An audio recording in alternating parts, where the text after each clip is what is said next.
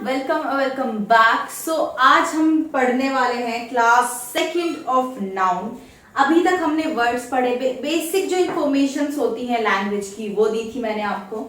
Secondly words से, letter से words बने, वर्ड से फ्रेजेस, देन सेंटेंसेस, वो सब हमने सीखा था। और हमने ये भी सीखा था कि जो सेंटेंस का एक जनरल स्ट्रक्चर होता है उसमें आता है subject plus verb plus object. ठीक है, अब देखो वर्ब होता है एक्शन, वर्ब होता है काम का करना। ठीक है, यही नहीं होता लेकिन एक पहलू वर्ब का ये भी होता है। ठीक है, तो ऑब्जेक्ट क्या होता है? सब्जेक्ट होता है जिसके बारे में बात चल रही है, जिस पर फोकस है, जो काम को कर रहा है, वो सब्जेक्ट होता है। ठीक है, तो ऑब्जेक्ट को कैसे हम डिफाइन करेंगे? सब्जेक्ट और वर्ब मिलकर जो भी काम कर रहे होते हैं, मैं अगेन फंबल कर रही हूँ, सॉरी फॉर दैट। सब्जेक्ट और वर्ब मिलकर जो भी काम कर रहे होते हैं उसको ऑब्जेक्ट बोलते हैं। ठीक है, यहां तक समझ आया? इस एग्जांपल से समझते हैं। She is eating food. She क्या हुआ? Subject. Is helping verb, eating main verb.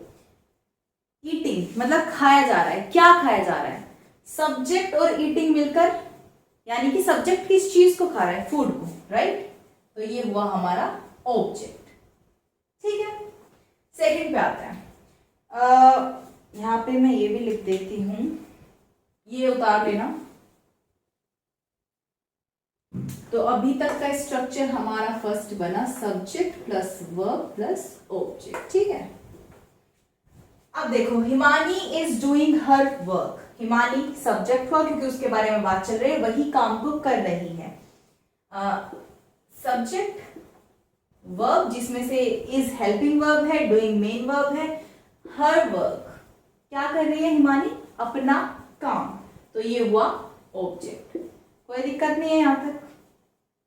Mister Verma is preparing his speech.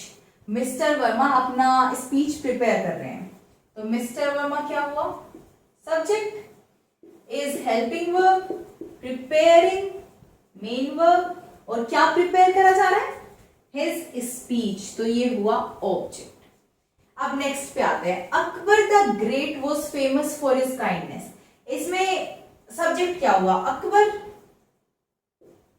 फिर द ग्रेट क्या है? कंफ्यूजन हुआ? ये हो गई हमारी हेल्पिंग वर्ब।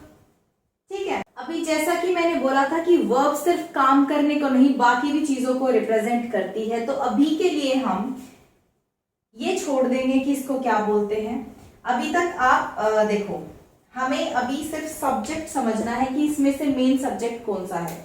वैसे अभी मैं आगे समझाऊंगी कि इसमें फेमस क्या है और ये क्या है। देखो वॉज है, हेल्पिंग वर्ब हो गई। वॉज फेमस, फेमस किसके बारे में जानकारी है? कौन था फेमस? अकबर। जो चीज सब्जेक्ट और वर्ब के बाद आए लेकिन वो ऑब्जेक्ट ना होकर वो उस सब्जेक्ट का कॉम्प्लीमेंट बने तो उसको सब्जेक्ट कॉम्प्लीमेंट बोलते हैं। जैसे कि शी इज वेरी ब्यूटिफुल। अब शी इज ब्यूटिफुल मतलब ब्यूटिफुल वैसे कोई ऑब्जेक्ट थोड़े ना है, ब्यूटिफुल शी के लिए ही है, शी में ही इंफॉर्मेशन ऐड करता है, तो ब्यूटीफुल होगा उसका सब्जेक्ट कॉम्प्लीमेंट। वैसे हम इजी करने के लिए ऑब्जेक्ट बोल देते हैं, तो आप लोग भी अभी इसको ऑब्जेक्ट रख लो। And again this is extra information, ये मैं बाद में समझाऊंगी, इसमें यहां अभी मत जाना। मेरा मकसद यहाँ पे कुछ और समझाना है, उस पर ध्यान देते हैं पहले। अब हमारा क्वेश्चन यहाँ ये होना चाहिए, ये हमारा सब्जेक्ट कॉम्प्लीमेंट हो गया जिसको हम ऑब्जेक्ट मान के चल रहे हैं। ठीक है, सो अकबर द ग्रेट, इनमें से हमारा सब्जेक्ट है कौन सा? मेन सब्जेक्ट कौन सा है? देखो मेन सब्जेक्ट होगा अकबर, क्योंकि जो द ग्रेट है ना वो एक्स्ट्रा इंफॉर्मेशन है अकबर की। हम ये भी लिख सकते थे Akbar was famous for his kindness, लेकिन अगर हम अकबर हटा के द ग्रेट वॉज फेमस, इसका कोई सेंस नहीं बनता। The great was famous for his kindness, कौन द ग्रेट? ग्रेट। कुछ समझ नहीं आता, इसलिए मेन जो सब्जेक्ट है वो है अकबर। लेकिन जो एक्स्ट्रा इंफॉर्मेशन यूज करी जाती है राइट आफ्टर सब्जेक्ट, सब्जेक्ट में ही एक्स्ट्रा इंफॉर्मेशन जो ऐड करी जाती है उसको बोलते हैं एट्रीब्यूट। ठीक है, तो ये हुआ अकबर के लिए एट्रीब्यूट, क्योंकि उसमें एक्स्ट्रा इंफॉर्मेशन ऐड कर रहा है कि अकबर ग्रेट था। ओके, अब सेम दूसरे जो सेंटेंस है उसमें आ जाता है, Seema the most intelligent girl is absent today. अब अगेन इज हो गया हेल्पिंग वर्ब, अब एब्सेंट, कोई काम तो हो नहीं रहा है, ठीक है। एब्सेंट कौन है? सीमा, तो मतलब सीमा के लिए इंफॉर्मेशन दे रहा है, सीमा के बारे में कुछ बता रहा है, तो ये क्या होगा? सब्जेक्ट कॉम्प्लीमेंट, इसको अभी हम ऑब्जेक्ट ही मान लेते हैं, ठीक है। लेकिन मेन सब्जेक्ट अगेन कौन होगा? सीमा। और ये क्या होगा? द मोस्ट इंटेलिजेंट गर्ल, ये सीमा के बारे में एक्स्ट्रा इंफॉर्मेशन है, तो ये हुआ एट्रीब्यूट। हमने यहां से क्या सीखा? हमने सीखा कि सब्जेक्ट तो आता ही आता है, लेकिन सब्जेक्ट के बाद, जस्ट बाद, एट्रीब्यूट भी आता है उस सब्जेक्ट में एक्स्ट्रा इंफॉर्मेशन ऐड करने के लिए। सब्जेक्ट के बारे में कुछ एक्स्ट्रा ज्ञान देने के लिए एट्रीब्यूट आता है, ठीक है। अब यहां पे क्वेश्चन उठेगा, ये उतार लेना। अब यहां मैं आपको एक और चीज समझाऊंगी।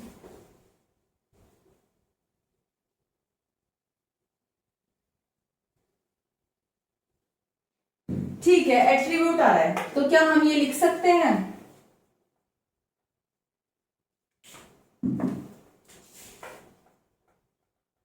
The great Akbar, Akbar fought many battles,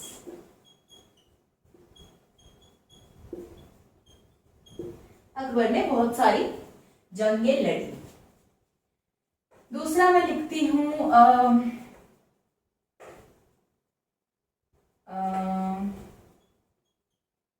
the most talented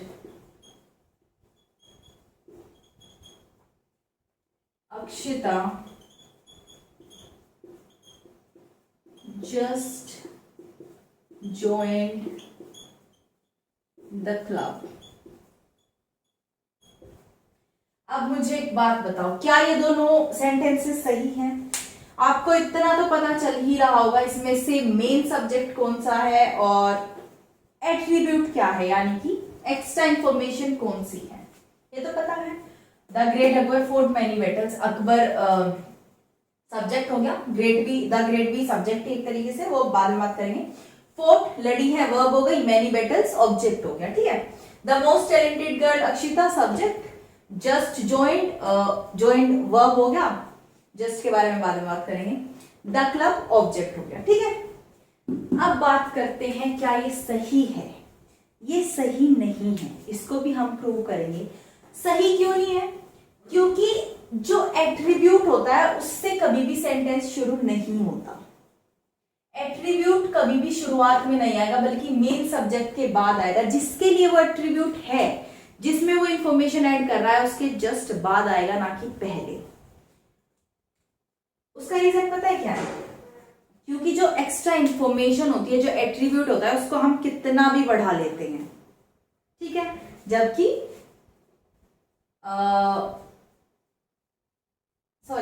main subject में ऐसा नहीं होता। मैं आपको करके बताती हूँ।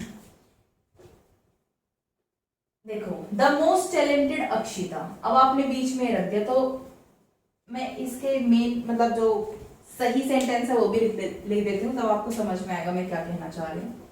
Akshita the most talented just join the club.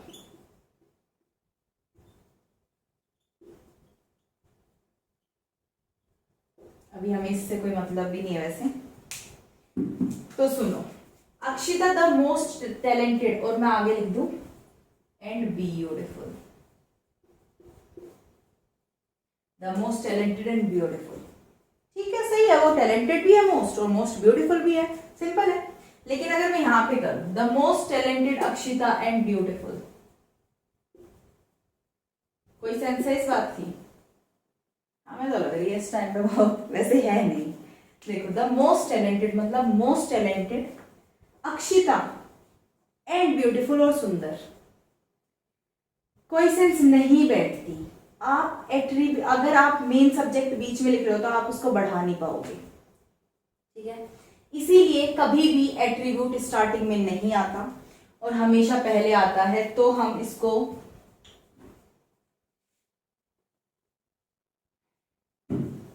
लिखेंगे अकबर द ग्रेट, ठीक है। या फिर मैं लिखूं अकबर who is considered, लिख दिया Akbar who is considered the great fought many battles। लेकिन अगर इसी को मैं लिखूं the great who is considered Akbar fought many battles, कोई सेंस है इस बात का? नहीं है। The great who is considered Akbar, आपको खुद पता चल गया होगा। इस एग्जाम्पल से फिर भी थोड़ा आपको कंफ्यूजन अगर रहा है तो इससे क्लियर हो जाएगा। मैंने क्या बोला, एट्रीब्यूट को हम जितना खींचना चाहे, उसको जितना तरीके से एक्सप्लेन करना चाहे हम कर सकते हैं। जैसे मैंने पहले सिर्फ मैंने लिखा था the great Akbar fort many battles, लेकिन मेरे को जोड़ना है उसमें चीजें, मेरे को लिखना है हु इज कंसिडर्ड भी। The great who is considered Akbar, कोई सेंस नहीं है। लेकिन Akbar who is considered the great, जिसको द ग्रेट कंसिडर करा जाता है, फोर्ट मैनी बैटल्स, समझ में आया? इसलिए हमेशा स्टार्टिंग में मेन सब्जेक्ट होता है, उसके बाद उसका एट्रीब्यूट आता है। ये हमने प्रूव कर दिया, राइट। अब हम सेकंड सेंटेंस के बारे में ही पढ़ रहे हैं अभी हम सब कुछ, तो उसको आगे जानेंगे ताकि डीप नॉलेज हो सेंटेंसेस के बारे में, उसके पार्ट्स क्या क्या होते हैं, क्या क्या है। Except this form, subject verb और ऑब्जेक्ट की जगह और क्या क्या ऐड हो सकता है सेंटेंस में, फिलहाल हम वो पढ़ने की कोशिश कर रहे हैं। अब हम नेक्स्ट कॉन्सेप्ट पे आ जाते हैं। एट्रीब्यूट समझ में आ जाना चाहिए। अब ये देखो first example, Rani his wife has done this. Rani और हिज वाइफ मतलब दोनों ही एक ही इंसान है, या तो रानी को किसी की वाइफ की तरह संबोधित करा जा रहा है या फिर रानी को रानी के नाम से बुलाया जा रहा है। तो हिज वाइफ क्या हुआ, ऑफ कोर्स एट्रीब्यूट, और इसीलिए हम इसको कभी भी रानी के पहले नहीं रखेंगे। और रानी हुआ मेन सब्जेक्ट, हैज हुआ हेल्पिंग वर्ब, डन हुआ मेन वर्ब एंड दिस हुआ ऑब्जेक्ट, ठीक है। एट्रीब्यूट तक हमें समझ में आ गया। अब हम समझेंगे ये, the students of this class are, again helping verb, वो भी लिखते हैं खाली, वेरी डिसिप्लिन्ड। ये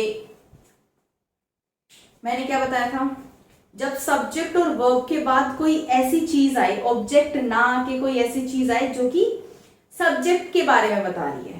डिसिप्लिन कौन है, स्टूडेंट्स, तो उसको क्या बोलेंगे, सब्जेक्ट कॉम्प्लीमेंट। ये कोई काम तो यहाँ पे हो नहीं रहा है, ऑब्जेक्ट तो ये है नहीं, मतलब ऑब्जेक्ट बोल सकते हैं बट इसको ये वैसे सब्जेक्ट कॉम्प्लीमेंट है। तो अब सब्जेक्ट क्या है, the students of this class, ये पूरा सब्जेक्ट है या फिर द स्टूडेंट सब्जेक्ट है या फिर दिस क्लास क्या है। और अगर द स्टूडेंट सब्जेक्ट है तो ऑफ दिस क्लास क्या है। देखो मेन सब्जेक्ट यहां पे होगा द स्टूडेंट्स, ठीक है। तो फिर ऑफ दिस क्लास क्या होता है, जैसे यहां पे था ये मेन सब्जेक्ट के बाद जो उसके बारे में कुछ बताया जाए उसको एट्रीब्यूट बोलते हैं। ऐसे ही अगर स्टूडेंट्स जो सब्जेक्ट होता है वो किसी ग्रुप का पार्ट हो और उस ग्रुप को बाद में एक्सप्लेन करा जाए, उससे वो निकाला गया है, स्टूडेंट्स को क्लास से निकाला गया है, ठीक है। तो ये हो जाएगा उसका पार्टिटिव, इसको बोलते हैं पार्टिटिव या फिर एडजंक्ट, एडजंक्ट नहीं एडजंक्ट, ठीक है। क्लास है, क्लास का हिस्सा क्या है, स्टूडेंट्स, तो स्टूडेंट्स को क्लास से निकाला गया है। और जो पार्टिटिव एडजंक्ट आते हैं ना, वो प्रेपोजिशन एंड देन एक्सप्लेन करा जाता है, इस फॉर्म में आते हैं, जैसे कि ऑफ प्रेपोजिशन और फिर दिस क्लास, इस क्लास के। ठीक है, आप सेकंड एग्जांपल देखते हैं। सेम यहाँ पे हो रहा है, the questions of this text book. Questions तो हो गया main subject, of this text book मतलब उस टेक्स्ट बुक के से निकाले गए हैं वो क्वेश्चंस, इसीलिए क्या हो गया, partitive. Again verb, very tough, subject complement. समझ में आ गया? इससे हमें क्या पता चला, कहाँ लिखूं, इसको मैं मिटा देती हूं, कि सेंटेंस में और भी चीजें जुड़ती हैं, और भी चीजें हो सकती हैं, जैसे सब्जेक्ट आएगा और सब्जेक्ट के बाद प्रेपोजिशन प्लस समथिंग आएगा जो कि पार्टिटिव होगा। ठीक है, जिसमें से जिसका पार्ट होगा खुद सब्जेक्ट, उसके बाद वर्ब आएगी और उसके बाद ऑब्जेक्ट आएगा। ठीक है, इस ऑब्जेक्ट में आप सब्जेक्ट कॉम्प्लीमेंट भी रख लेना। ये समझ में आया? अभी तक हमने क्या सीखा इस वीडियो में? 4 चीजें। ये तो हमने पहले ही सीख लिया था कि एक जनरल फॉर्म होता है, जनरली जो सेंटेंस में इंक्लूड होगा वो ये सब चीजें होंगी, सब्जेक्ट, ये मैंने उल्टा लिख दिया ना, वर्ब और ऑब्जेक्ट। ठीक है, सेकंड चीज हमने सीखी एट्रीब्यूट टुडे। एट्रीब्यूट क्या, मैं ये आपको क्या बोलते हैं उसको रिवाइज करा रही हूँ थोड़ा सा, ताकि आपका क्लियर हो जाए। दूसरी चीज हमने पढ़ी, एट्रीब्यूट होता है। एट्रीब्यूट क्या, सब्जेक्ट के लिए कुछ एक्स्ट्रा इंफॉर्मेशन यूज करी जाती है और उस एक्स्ट्रा इंफॉर्मेशन को एट्रीब्यूट बोलते हैं। और एट्रीब्यूट को कभी भी हम मेन सब्जेक्ट के पहले नहीं लिखते। ये चीजें सीखी थी, डन। इनको सबसे पहले तो आप जैसे नोट्स बनाओगे तो उसमें आपको वैसे भी क्लियर होगा, ये मैं सिर्फ रिवाइज करा रही हूँ। तीसरा हमने क्या सीखा, subject plus verb plus object तो आता ही है। ऑब्जेक्ट क्या होता है, जो काम वर्ब और सब्जेक्ट मिलकर करते हैं। लेकिन कई बार क्या होता है, वर्ब के बाद कुछ ऐसी चीज आती है जो कि खुद इंफॉर्मेशन होती है सब्जेक्ट के लिए। सब्जेक्ट के लिए वो बेसिकली इंफॉर्मेशन होती है, सब्जेक्ट कैसा है, क्या है, ऐसे उस चीज को हम बोलते हैं सब्जेक्ट कॉम्प्लीमेंट। जैसे कि शी इज ब्यूटीफुल अगर मैं लिखूं तो ये सब्जेक्ट है, ये वर्ब है, ये ऑब्जेक्ट तो मानेंगे, लेकिन दिस इज सब्जेक्ट कॉम्प्लीमेंट, ये कुछ काम नहीं हो रहा है। तो ऐसे केसेस में सब्जेक्ट कॉम्प्लीमेंट भी आता है। एंड फोर्थ चीज हमने क्या सीखी, सब्जेक्ट, फिर मैंने ये गलत लिख दिया, पार्टिटिव। कि कई बार क्या होता है, सब्जेक्ट को हम, जो हमारा मेन सब्जेक्ट होता है उसको किसी चीज से निकालते हैं, वो किसी चीज का पार्ट होता है, हिस्सा होता है। पार्ट से आप याद रख सकते हैं, सब्जेक्ट जिस चीज का पार्ट है, जिस चीज से लिंक्ड है, उसको हम पार्टिटिव बोलते हैं। एंड देन अगेन बाद में आएगा वर्ब और ऑब्जेक्ट। डन है यहां तक? और पार्टिटिव हमेशा प्रेपोजिशन के साथ आता है, इंफॉर्मेशन देता है सब्जेक्ट की कि सब्जेक्ट एक्चुअल में पार्ट किसका है। ठीक है, ये 4 चीजें सीखी, एट्रीब्यूट, सब्जेक्ट कॉम्प्लीमेंट, पार्टिटिव एंड या। तो आज के लिए इतना ही रखते हैं। नेक्स्ट क्लास में मैं इससे आगे पढ़ाऊंगी, क्योंकि अगेन ज्यादा लंबी वीडियो हो जाएगी और आज मेरी तबीयत भी थोड़ी ठीक नहीं है। So yeah, this was a video for you guys. I hope you loved it. If you did, please give it a thumbs up and subscribe to my channel. And I'll see you in the next video. Till then, stay happy, healthy, and bye.